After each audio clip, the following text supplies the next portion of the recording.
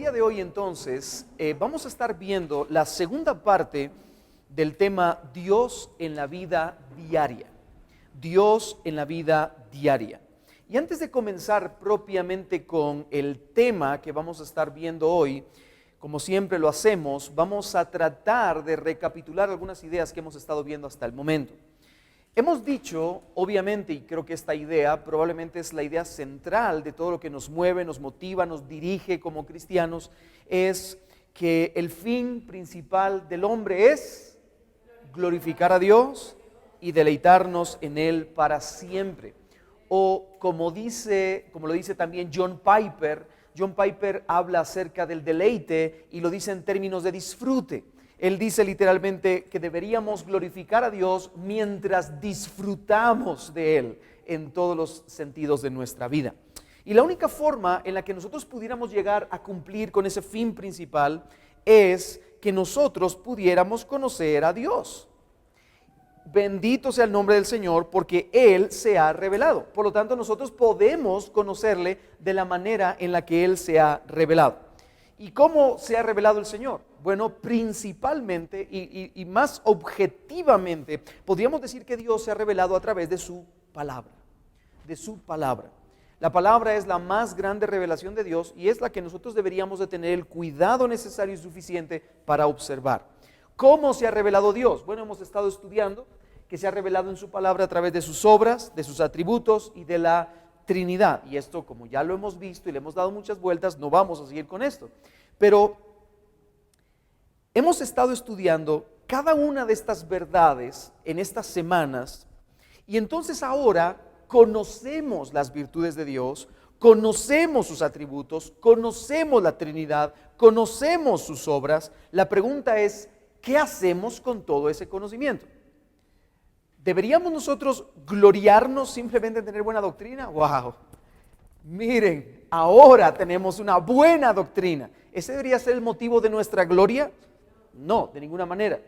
¿Podríamos nosotros venir y decir, qué maravilloso que conozco la doctrina de Dios, qué glorioso que conozco la doctrina?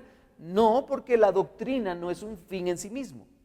La doctrina, hermanos, es un camino que nos lleva a un bien supremo, a un bien más elevado, a un bien más alto.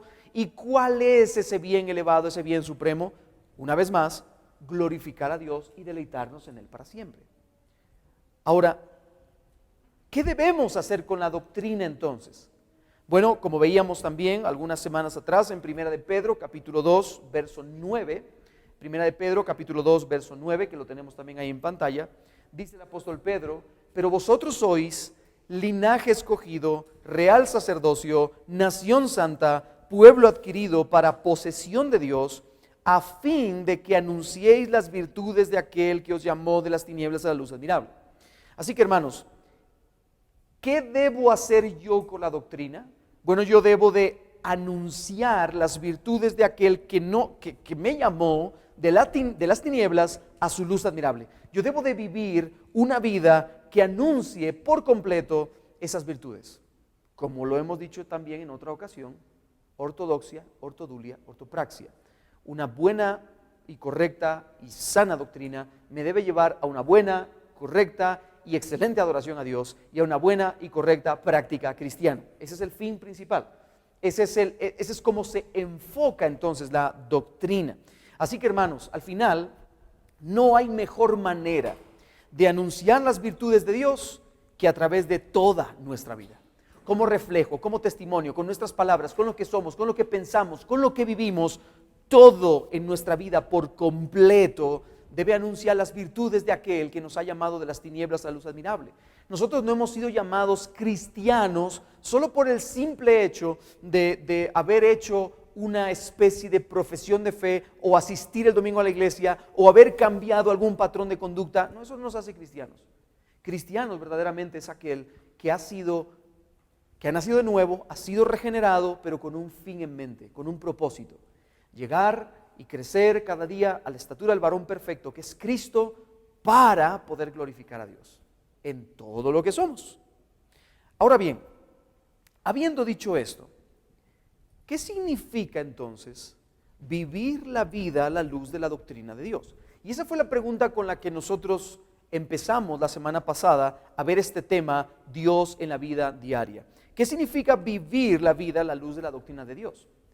Bueno, hoy vamos a continuar haciéndonos esa pregunta y eso me lleva a nuestro primer encabezado del día de hoy. ¿Cuál es nuestro primer encabezado? ¿Cómo vivo mi vida a la luz de que Dios aborrece el pecado? Conocemos, hemos estudiado ya la ira de Dios, la justicia de Dios, y en medio de todo eso, la pregunta es, ¿cómo vivo yo mi vida a la luz de que Dios aborrece el pecado? ¿Cómo vivo a la luz de eso? Bueno, déjeme plantearle un texto y después vamos a tener una idea.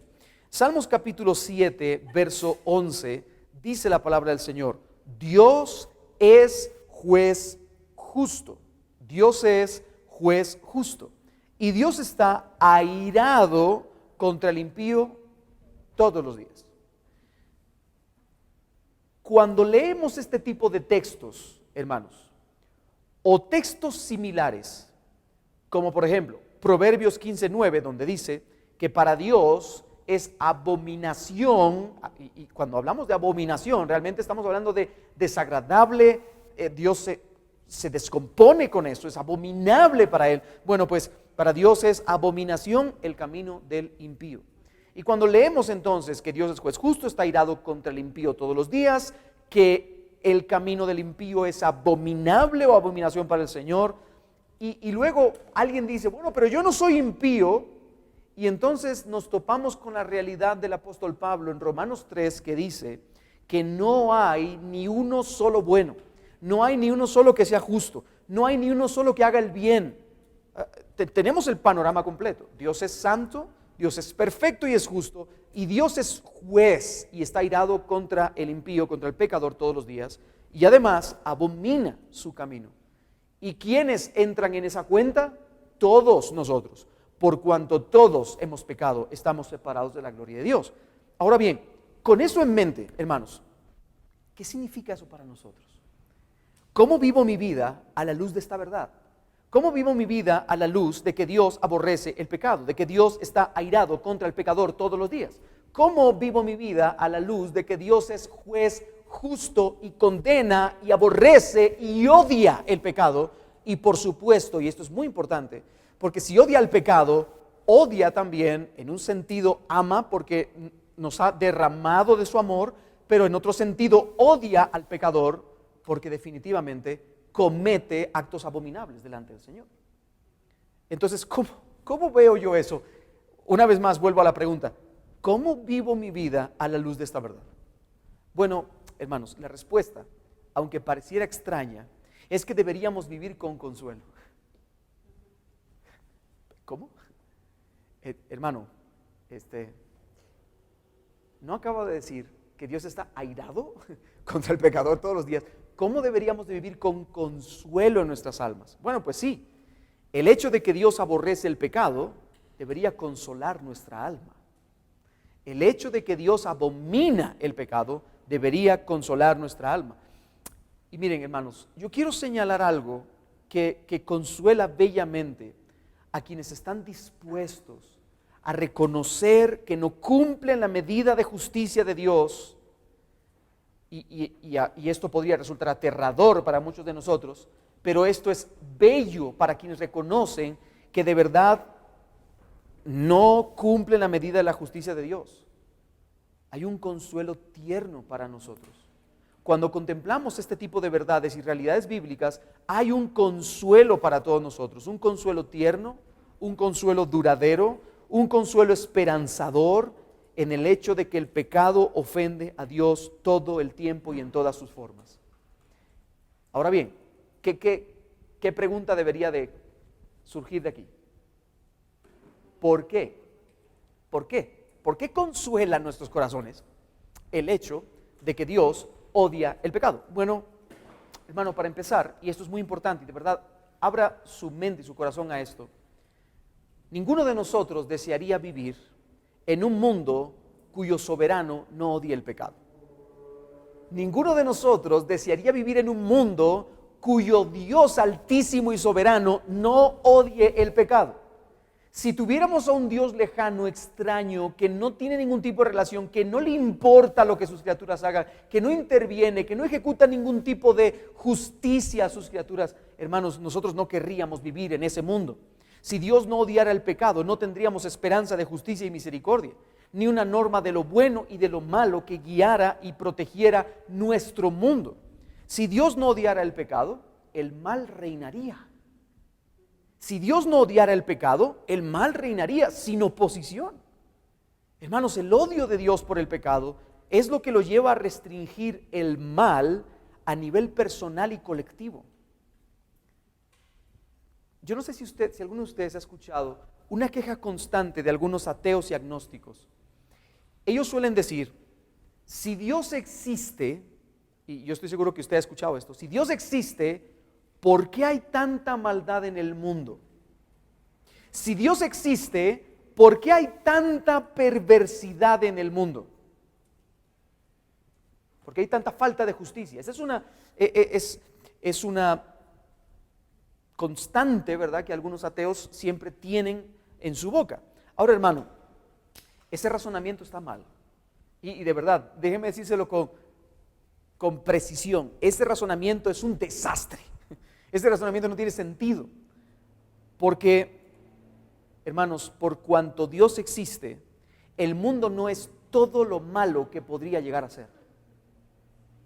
Por cuanto Dios pone un freno, el mundo no llega a la abundante maldad y malicia que todo el mundo está dispuesto a tener en su corazón. Mire, querido hermano, y de verdad, esto no, yo no estoy tratando de ser filosófico con esto.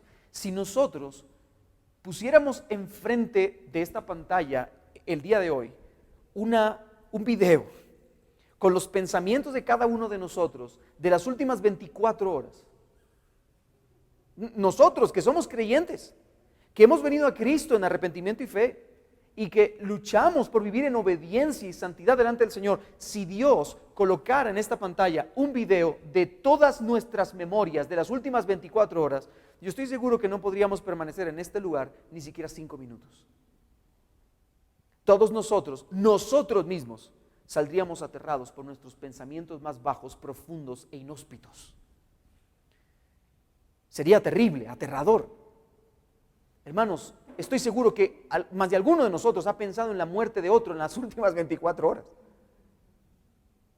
Más de alguno de nosotros ha pensado en algún deleite de la carne, alguna lujuria, algún mal pensamiento. Hermano, ¿y qué es lo que pone freno a todo eso? El Espíritu Santo que está en nosotros. Y obviamente en su gracia común, las personas de afuera también tienen un freno en su corazón, porque la ley moral de Dios ha sido plantada en sus corazones. Dios ha puesto de su espíritu en el corazón de sus hijos a lo largo de toda la historia, hermanos.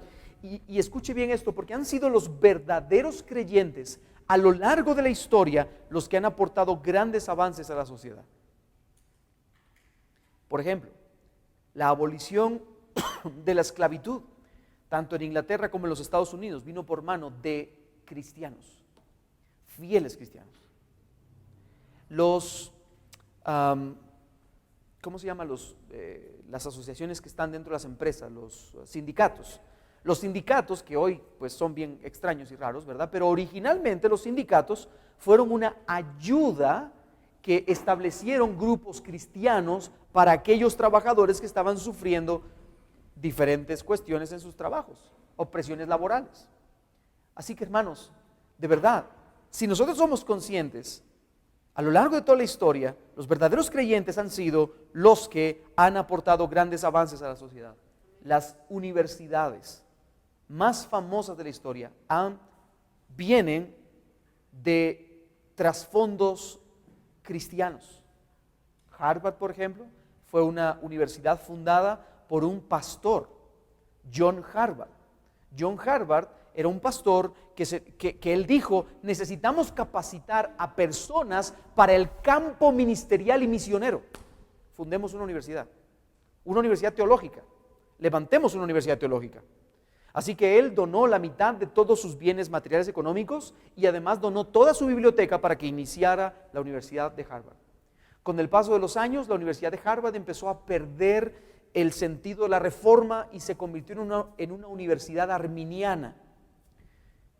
Así que, en respuesta a eso, se levantó una universidad reformada en los Estados Unidos llamada Princeton, una de las más famosas universidades que hay.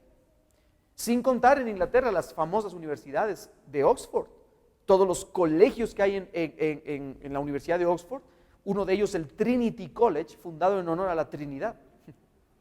Hermanos, Dios ha plantado en el alma del cristiano de su espíritu para que sea el cristiano un freno en medio de la sociedad, para que sea un freno, para que sea sal y luz, para que no pervierta el derecho, para que actúe con justicia y con equidad. Hermanos, aparte de eso, como bien decía hace un momento, también en su gracia común, Dios ha permitido que la ley moral de Dios esté escrita y plantada en los corazones. ¿Por qué toda la humanidad no sale y arbitrariamente va a la calle y mata? Yo salgo a la calle, este no me cae bien, lo mato y ya lo dejo tirado y me voy. ¿Por qué no? ¿Porque son buenos cristianos? No, la mayoría de ellos no son buenos cristianos. Son impíos, consumados y consumidos. Entonces, ¿cuál es el problema entonces? ¿Qué pasó ahí? ¿Por qué no lo mató? Bueno, porque hay una ley moral de Dios plantada en el corazón del hombre. Vuelvo a repetir, por esa razón, no somos todo lo malo que podríamos llegar a ser por causa del pecado. Sin la restricción y control que Dios ejerce sobre sus criaturas, no podríamos ni siquiera salir de casa de manera segura, ni conducir de manera segura, ni relacionarnos con otra persona, ni hacer negocios, porque todos seríamos lo más perversos que pudiéramos. Hermanos, el hecho de que el robo y la violencia, aunque son experiencias quizá en algún sentido comunes en medio de nuestra cultura latinoamericana, el robo y la violencia, no son experiencias constantes de cada día. Y eso evidencia que esas cosas no sean experiencias constantes de nuestra vida. Eso evidencia que aquel que se sienta en el trono del universo odia el pecado. Odia el pecado, porque Él es el que frena todo eso. El odio que Dios siente por el pecado hace visible nuestra existencia, hace posible, nuestra existencia, hace vivible nuestra existencia. Pero hay mucho más que solo eso, hay mucho más. Es el odio de Dios por el pecado, hermanos, lo que llevó a Jesús a la cruz. En la cruz, la ira de Dios contra el pecado se entrecruzó con su infinita gracia. En la cruz, la gracia de Dios y la ira de Dios se besaron. La justicia y la paz se besaron, como dice el salmista. Se encontraron, hubo un choque entre esos dos atributos, hubo una fusión, se entrelazaron. Hermanos, por cuanto Dios odia el pecado, Dios no dejó a los portadores de su imagen en este mundo en su condición arruinada por el pecado. En su santa justicia, Dios actuó para reparar el daño. El ser humano estaba caído, corrompido, estaba hecho pedazos, estaba desfigurada su imagen, y todo por causa del pecado. Pero Dios intervino en su santa justicia para reparar ese daño. Y en lugar de darnos condenación y juicio, que, hermano, por cierto, y dicho sea de paso, usted y yo merecemos condenación y juicio. Lo merecemos. Pero en vez de eso, en lugar de darnos condenación y juicio, Él derramó su gracia al enviar a su Hijo para que fuera Él el sacrificio expiatorio por nuestros pecados. Hermanos, si Dios no odiara el pecado, no habría cruz. Si Dios no odiara el pecado, no hubiera cruz. Y si no hubiera cruz, no habría perdón. No habría restauración. No podríamos tener una relación con Él. No habría esperanza de gracia transformadora. Si Dios no odiara el pecado, no habría esperanza de gracia transformadora. ¿Por qué Dios ha prometido transformarnos, santificándonos progresivamente? Porque Dios odia el pecado en ti. Y Dios quiere quitar de ti todo lo que tenga que ver con el sucio pecado. Dios odia tan profundamente el pecado que ha enviado en amor a su Hijo para que el pecado no esté en ti. Sin gracia transformadora no habría esperanza de cambio para el corazón y la vida de cada individuo. Hermanos, todas las bendiciones de la gracia de Dios en Cristo Jesús nos han sido otorgadas porque Dios odia el pecado. Por esa razón podemos seguir viviendo en este mundo y encima podemos vivir justa y santamente por causa de Cristo, porque Él se entregó a nosotros por cuanto Dios odia el pecado. Gracias a que Dios odia el pecado, Él envió a su Hijo para que llevara nuestro pecado y pudiéramos ser llamados justicia de Dios en Él. Gracias a que Dios odia el pecado, podemos estar seguros que cumplirá su promesa de la restauración final de todas las cosas. Y podemos estar seguros que cada uno de nosotros tiene lugar en los cielos nuevos y en la tierra nueva. Podemos tener esa seguridad porque Dios odia el pecado. ¿Usted cree que Dios va a permitir que pecado entre en la patria celestial? De ninguna manera. Seremos santificados por completo, por completo. Hermanos, gracias a que Dios odia el pecado, como hijo suyo, y escucha bien esto que es muy importante, gracias a que Dios odia el pecado, como hijo suyo, tú serás invitado al final de la historia al funeral del pecado. Vas a ser invitado en primera fila al funeral del pecado, donde el pecado ya no obrará, donde el pecado ya no estará, y vas a ser invitado a vivir para siempre en un mundo que nada se parece al mundo que estamos viviendo hoy. Un mundo sin pecado. Será un mundo sin pecado, porque Dios odia el pecado. Ese fue su plan desde el principio. Y ya que hay un dulce consuelo, hermanos, en saber que Dios odia el pecado, ya que hay un dulce consuelo en saber que Dios detesta el pecado, hermanos, ¿no nos vendría mejor que cada uno de nosotros, donde quiera que estemos, sean cual sean nuestras responsabilidades, o relaciones, o pensamientos, o lo que sea que hagamos, que cada uno de nosotros odiemos también el pecado? Esa sería la respuesta final. Ya que el consuelo de nuestras vidas y nuestras almas frente a la vida y frente a la muerte es que Dios odia el pecado, ¿no debería de ser también para nosotros algo determinante y no convendría para nosotros que odiáramos también el pecado? Deberíamos odiar el pecado. Pero ¿qué es lo que pasa, hermanos? Lo que pasa es que si nosotros no nos sometemos a Dios todos los días, si no nos sometemos a Él, si no reconocemos su grandeza, si no vivimos con su gracia, si no vivimos en santidad, ¿sabe qué es lo que ocurre? Que terminamos amando el pecado y deleitándonos en el pecado. Odia el pecado, hermano. Ódialo con todas tus fuerzas. La segunda pregunta que quiero hacer esta noche es: ¿cómo vivo mi vida a la luz de la doctrina de la inmutabilidad de Dios? ¿Cómo vivo mi vida a la luz de la doctrina de la inmutabilidad de Dios?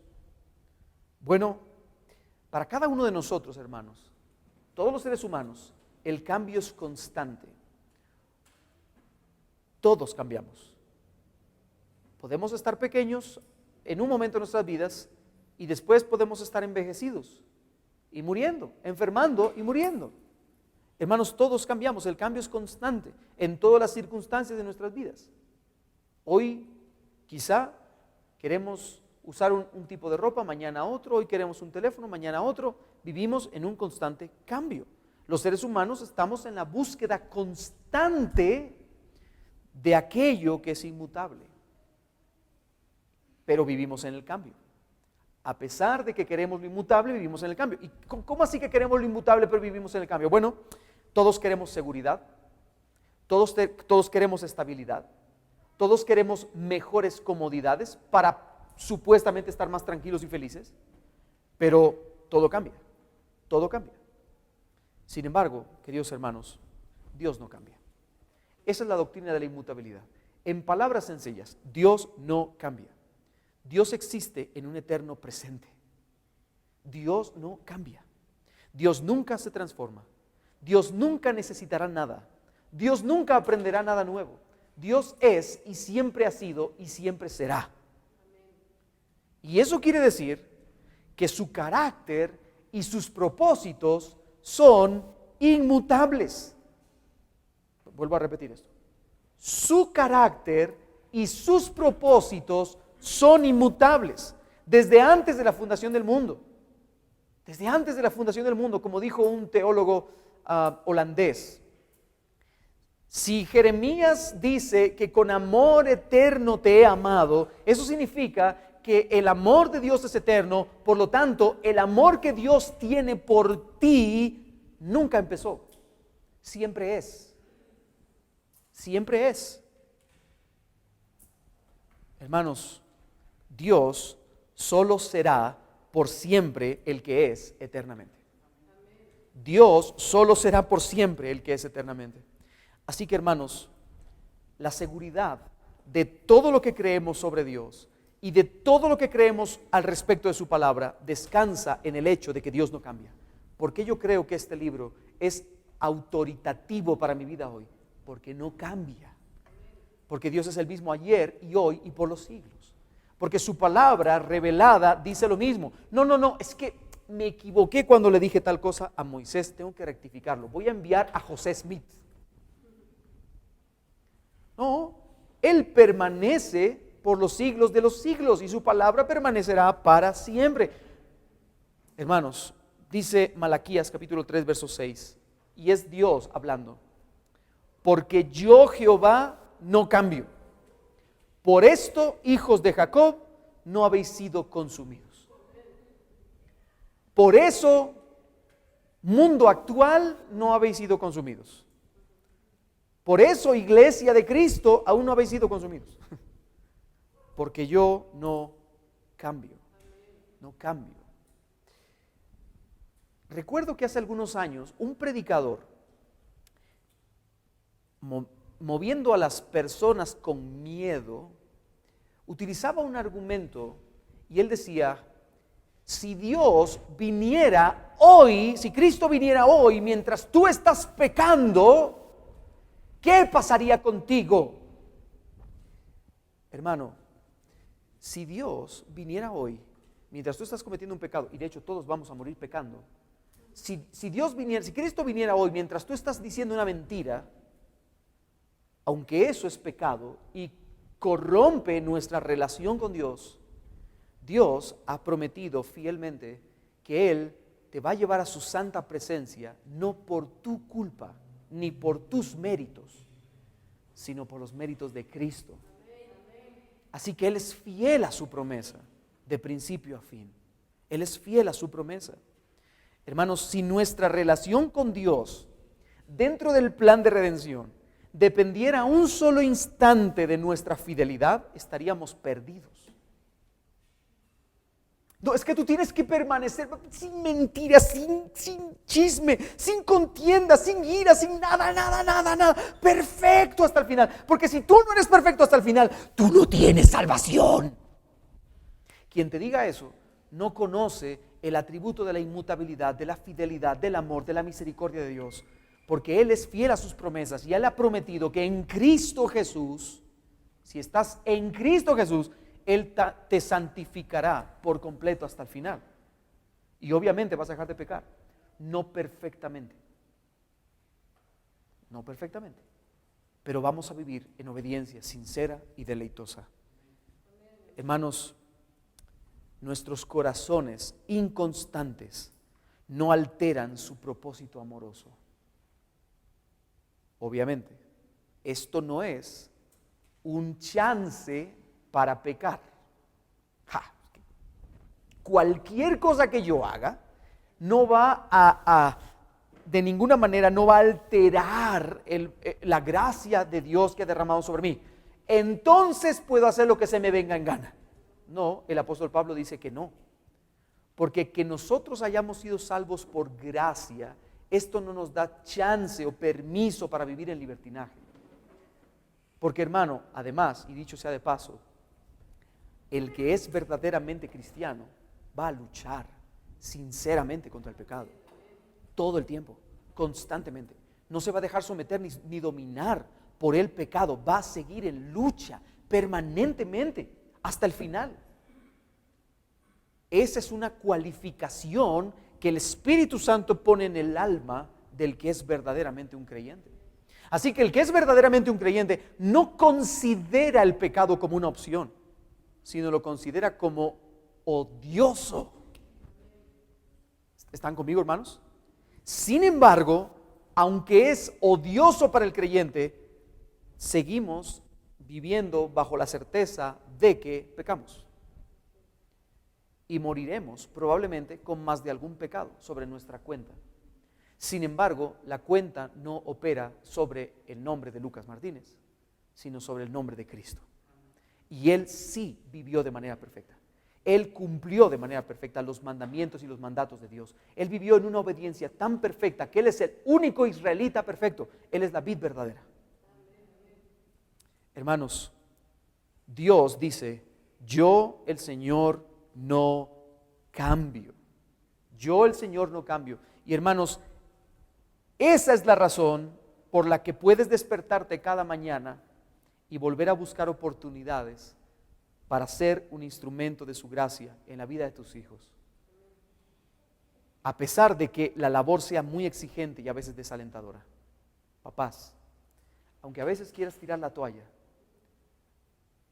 aunque a veces ya no quieras más seguir hacia adelante, por cuanto Dios es el mismo y no cambia, tú puedes despertarte cada mañana con la misma gracia que Él te prometió desde el principio. Y tú puedes entonces ser un instrumento de gracia en la vida de tu hijo. Por cuanto Dios no cambia, esa es la razón por la cual puedes ser paciente y perdonador con tu cónyuge, a pesar de que haya momentos en los que te sientes tentado a darte por vencido o a marcharte. Por cuanto Dios no cambia, esa es la razón que te infunde valor para permanecer firme en Cristo frente a estudios, trabajo e incluso momentos donde se puedan burlar de ti. Por cuanto Dios no cambia, esa es la razón por la cual escudriñas su palabra. Te interesa escudriñar su palabra, porque aunque estás cansado y tienes por delante una agenda apretada, sabes que cada mañana necesitas del Señor. Por cuanto Dios no cambia, es la razón que te debería impulsar a amar a tu vecino que parece estar buscando pelea contigo todos los días. Por cuanto Dios no cambia, esa es la razón que te lleva a correr a Dios y no lejos de Él cuando enfrentas tentaciones sexuales o tentaciones financieras o tentaciones de cualquier índole. Por cuanto Dios no cambia, es la razón que te lleva a correr a Dios en confesión humilde cuando te has apartado de su voluntad. Como solía decir Martín Lutero, si el diablo algún día viniera y te dijera, óyeme tú pecador, no mereces audiencia con Dios, respóndele, yo sé que soy pecador, pero también sé que he sido comprado por precio de sangre y tengo acceso y entrada por medio de Cristo. Hermanos, por cuanto Dios no cambia, Él es la roca sobre la cual descansa cada consuelo y cada llamado de tu vida como cristiano. Él ha dicho, yo no cambio, y por tanto, su gracia no cambia, su amor no cambia, su perdón no cambia y su misericordia no cambia. Pero hay de aquellos que no están escondidos con Cristo en Dios, porque también Dios ha prometido que su ira y su justicia no cambia. Y en el día final, en el día postrero, en el día venidero, la ira de Dios caerá terriblemente sobre la cabeza de aquellos que no están escondidos con Cristo en Dios. Pero si tú estás escondido con Cristo en Dios, querido hermano, su gracia no cambia, su amor no cambia, su perdón no cambia, su misericordia no cambia. Por eso es que el apóstol Pablo dice, no hay nada que pueda separarnos del amor de Dios que es en Cristo Jesús, Señor nuestro. Ni tribulación, ni angustia, ni persecución, ni hambre, ni principados, ni potestades, ni lo presente, ni lo porvenir, nada puede separarte, nada. Ninguna cosa creada, nada podrá separarte de su amor. Así que al final, hermanos, la forma en la que piensas con respecto a quién es Dios si usted se ha dado cuenta de lo que hemos estado tratando de hablar hoy y la semana anterior, es que la forma en la cual pensamos con respecto a quién es Dios y lo que Dios hace y a cómo se ha revelado, determina la forma en que vivimos. Si yo entiendo que mi Dios es un Dios de gracia, ¿cómo voy yo a tratar siendo un desgraciado a otra persona? Si yo entiendo que Dios a mí me ha tratado con gracia, ¿cómo puedo yo, como aquella parábola de Cristo, ¿no? ¿Cómo puedo yo venir y tomar el cuello de un consiervo mío y decirle, págame lo que me debes? Si realmente, hermanos, Dios nos ha tratado con una gracia que excede todo límite y pensamiento humano. Así que una vez más, la manera en la que pensamos con respecto a quién es Dios, a lo que Dios hace, a cómo Dios se ha revelado, determina la forma en la que vamos a vivir. Por eso debemos tener un verdadero y correcto pensamiento de quién es Dios, pero eso debe llevarnos a una vida práctica. Hermano, vivir para la gloria de Dios y deleitarnos en Él cada día no es simplemente vivir cantando alabanzas en las mañanas. Alaba a Jehová, naciones todas. Eso no es vivir para la gloria de Dios. Eso es parte del gozo que se produce en tu corazón como respuesta de esa gracia que has recibido y que quieres vivir para su gloria. Pero definitivamente eso no es un sinónimo de vivir para la gloria de Dios. Hermanos, tiene muchas más implicaciones en toda la vida. Vivir para la gloria de Dios es vivir perdonando, es vivir teniendo misericordia, es vivir amando. Vivir para la gloria de Dios es vivir aplicando el evangelio a cada área de nuestras vidas, como padres, como esposos, como empleados, como dueños, como pastor. Yo no puedo como pastor simplemente pararme delante de ustedes y decir, no, es que yo pues estoy haciendo un trabajo. Eso sería lo más ridículo y más desesperanzador para esta iglesia, que simplemente yo viniera a hacer un trabajo. No, se trata de vivir para Dios, en deleite santo por Dios y por su gloria. Así que tiene muchas más implicaciones para la vida. Ahora bien, alguien podría preguntarme, bueno, hermano, ¿cómo puedo hacer para pensar todo el tiempo y en todas las áreas de mi vida en Dios, en lo que Dios es y en lo que Dios ha hecho? ¿Cómo puedo hacer para pensar en todas las áreas de mi vida en Dios y que Dios sea mi centro? Y eso me lleva a nuestra tercera idea, nuestra tercera consideración de esta noche, la consideración final. Hermano, afina tu corazón a diario. Afina tu corazón a diario. Todos nosotros deberíamos sintonizar nuestro corazón cada mañana con la existencia y la asombrosa gloria de Dios. ¿Qué significa eso de afinar nuestro corazón? Bueno, si usted mira en la próxima, ¿usted ha visto estos conciertos? ¿Ha estado presente en algún concierto de estos? Cuando el concierto empieza, lo primero que hace la orquesta sinfónica, para los que están viendo desde casa, no miran aquí, pero esto es una foto de una orquesta sinfónica. Ahora, cuando una orquesta sinfónica va a comenzar su concierto, lo primero que hacen es afinarse.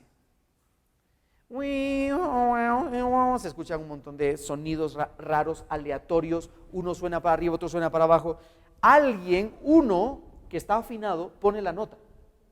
Y todos los demás tratan de encontrar esa nota hasta que están correctamente afinados, para poder entonces tocar bien. Hermano, nosotros, por causa del pecado, vivimos en una constante desafinación. Desgraciadamente, vivimos en una constante desafinación. Nosotros no entonamos bien. Y no estoy hablando de la alabanza, cuando cantamos en la iglesia. Nosotros no entonamos bien en nuestra vida para con Dios. Estamos desafinados. Nos olvidamos de la grandeza de Dios. No contemplamos la infinita gloria que hay en Él. Por eso, cada uno de nosotros debería de afinarse constantemente y cada día. Ahora bien, hermanos, el proceso de afinación del corazón comienza en primer lugar admitiendo que estamos desafinados. Ahí comienza el proceso de afinación. Yo no puedo afinarme si yo creo que soy David Bisbal cantando. No, yo necesito reconocer que estoy desafinado para poder entonces apretar las clavijas y entender cuál es la correcta afinación. Hermano, no hay peor ciego que el que no quiere ver. Y no hay peor error en una orquesta que un violín desafinado cuyo instrumentista piensa que sí está afinado. Desentona en toda la orquesta. Hermanos, debemos reconocerlo, estamos desafinados. No logramos llegar a la plenitud del conocimiento de Dios. Por eso debemos afinar nuestros corazones. Debemos afinar nuestros corazones. La pregunta es ¿cómo? ¿Cómo afinamos nuestros corazones? Bueno, para terminar, permítame sugerir 9 cosas que describe Paul David Tripp para afinar nuestros corazones con Dios. Son 9 cosas que yo no se las estoy diciendo porque las haya leído en un libro. Yo se las voy a compartir porque las he estado practicando ya por algunos meses. Y me encanta la pasión que transmite Paul David Tripp con estos 9 simples principios, pero que nosotros deberíamos recordar todos los días. Jonathan Edwards, un teólogo y pastor americano del año 1720, escribió, 1723 de hecho, escribió 70 resoluciones, 70 cosas que él iba a hacer diariamente, o iba a tratar de hacer diariamente, no porque sus obras fueran mejores para alcanzar a Dios, sino porque simplemente él tenía el deseo de glorificarle a Dios en su vida con un deleite santo por él. Yo no quiero darle 70, solo 9. Número 1, estudia. Hermanos, necesitamos tiempo no solo para leer nuestra Biblia, sino también para estudiarla. Yo no solamente debo de leer por leer, porque leer por leer no me lleva a nada. Yo necesito estudiar mi Biblia, necesito dedicar tiempo para buscar la gloria de Dios en las páginas de la Biblia. Necesito encontrar el carácter de Dios, los propósitos de Dios, la gloria de Dios detrás de las Escrituras. Y para eso necesito dedicar tiempo. Como me suele decir mi esposa siempre, si usted no tiene tiempo durante el día, despiértese más temprano. Hermanos, esa es la verdad. Si vemos que nosotros no tenemos tiempo durante el día porque tenemos muchos quehaceres y muchas labores, despertémonos un poco más temprano. Pero estudiemos las Escrituras. Tomemos tiempo para afinar nuestro corazón conociendo al Dios de las Escrituras y estudiando profundamente la palabra. Hermanos, el objeto de estudiar la Biblia no es conocer la Biblia, o más bien el objeto de leer la Biblia no es conocer la Biblia. Porque podríamos llegar a la conclusión de, wow, este tipo cómo sabe de Biblia, escupe Biblia, habla Biblia. Hermanos, nosotros deberíamos llegar a través del estudio de la Biblia, llegar a conocer, amar, adorar y servir al Dios de la Biblia. Porque Dios es el protagonista de la historia. ¿Usted ha visto alguna película donde el protagonista se muere? ¿Ha visto alguna película? Yo estoy seguro que si usted ha visto una película donde el protagonista muere, usted ha sentido empatía, porque toda la película ha orientado hacia ese protagonista. Hermano, nosotros empatizamos con el protagonista. De la misma manera, cuando leemos las Escrituras, debemos empatizar con el protagonista. Debemos amarle, conocerle, adorarle y servirle mientras nosotros estudiamos de él. En segundo lugar, no solo debemos estudiar, sino la segunda invitación es contempla. Contempla la belleza del Señor. Detente a meditar en ella de día en día. Esa fue la razón del por qué yo empecé a enviar el texto bíblico del día. Porque decidí contemplar la belleza del Señor en el libro de los Salmos. Y hermano, es impresionante, pero cuando uno lee el libro de los Salmos, uno se queda pasmado ante la grandeza del Señor. Y todos y cada uno de los libros de la Biblia.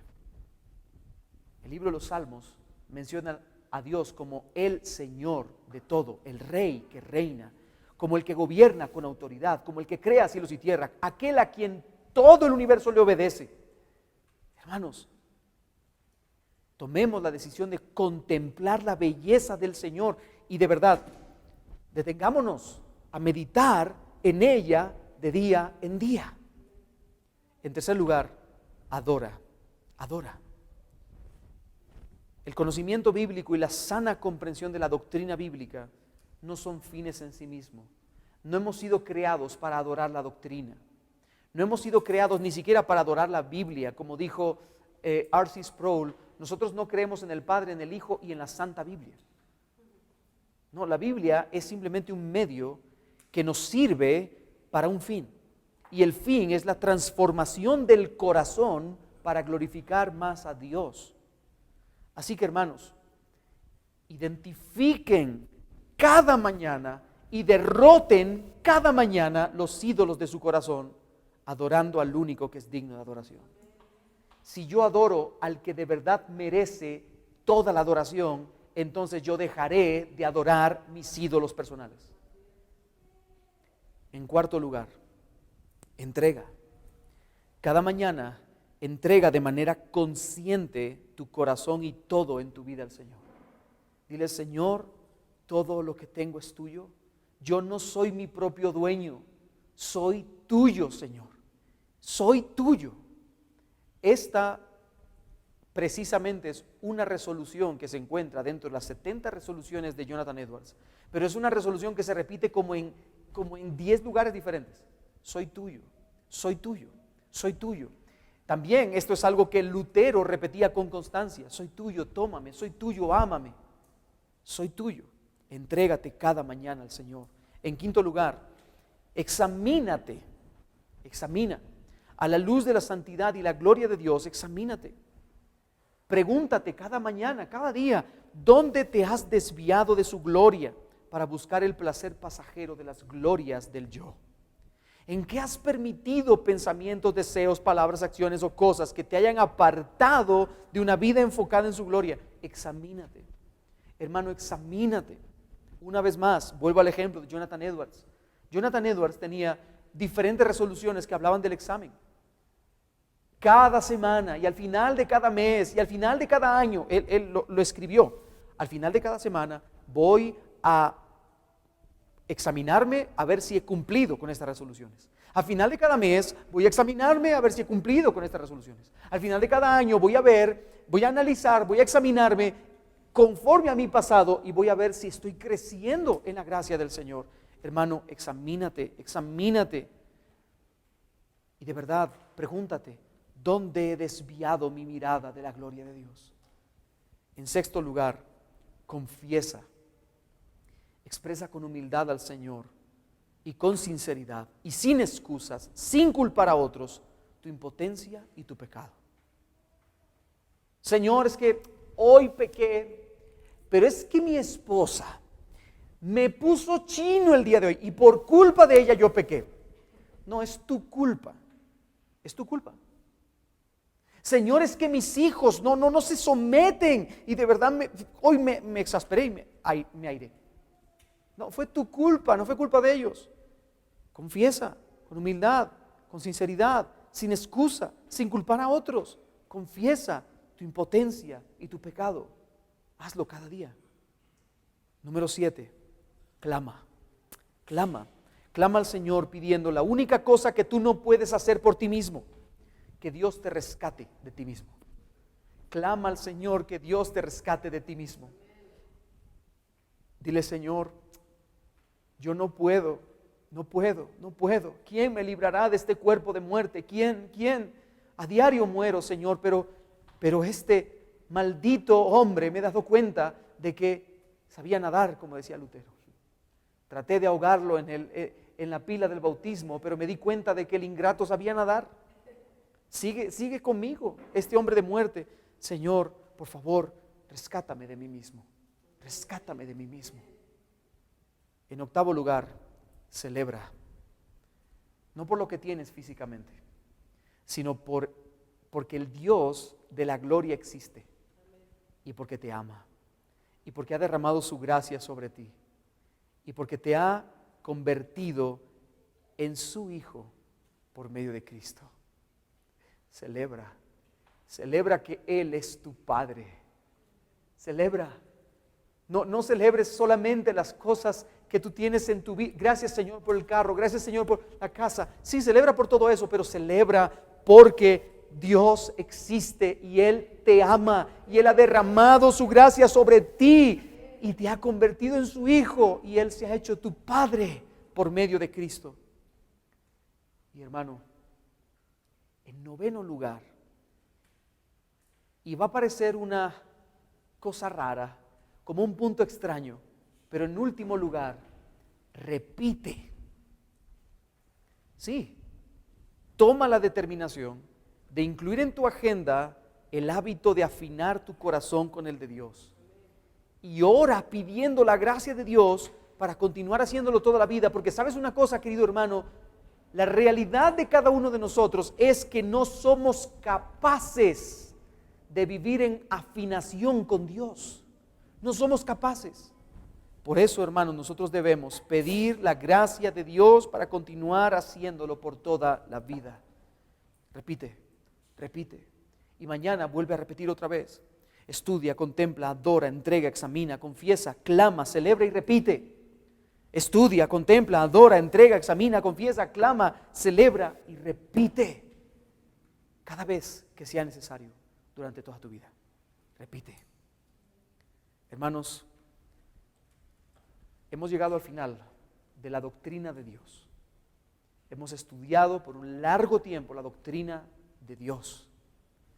Que el Señor nos ayude a afinar nuestros corazones cada día con su carácter, sus atributos, sus virtudes, sus perfecciones, para que podamos vivir para su gloria, deleitándonos en Él cada día.